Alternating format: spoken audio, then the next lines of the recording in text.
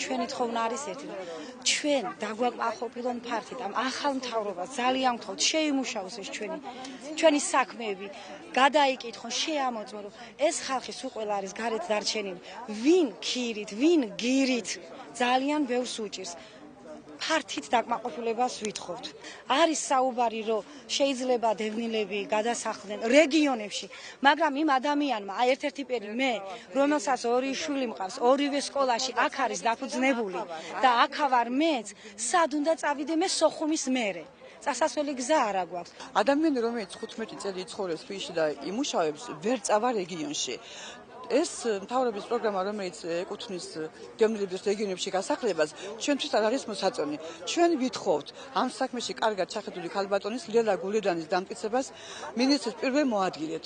ჩვენ ვართ 50 ოჯახის შეჭრილები იმაში, რა ქვიან, გეოფიზიკის ინსტიტუტში და ვითხოვთ, სანამ არ გვექნება რამე შემოთავაზება, ჩვენ კიდე ამ 4 წელს თუ იქნება რამე ჩვენ სასარგებლოდ, ჩვენ კიდე გავჩერდებით, მაგრამ ის სტრატეგია 2007-ში რო არის შედგენილი, ჩვენ ის არ გვინდა და არც დარახველიძე გვინდა კიდევაც. ამაში ჩვენივრად ერკვევა ჩვენთან არასამთავრობო ორგანიზაცია მოვიდა წარმომადგენელი ლელა გულედანი, რომელიც ერკვევა ამაში ყველაფერს. ჩვენ ვითხოვთ, რომ ის მიიტანს ალბათ გულთან ჩვენი გაჭირებას, პრობლემებს და აი რამეფრად რო დაიკავოს მაგამ ადგილი.